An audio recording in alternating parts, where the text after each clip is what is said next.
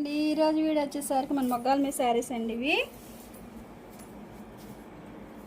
Copper అండి, ఇవి జరీ కాదు, కాపర్తో వచ్చిన డిజైన్ అనేది.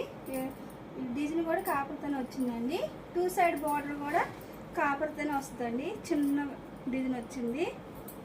ఇది వచ్చేసరికి పళ్ళు అండి, పళ్ళు రిచ్ పళ్ళు.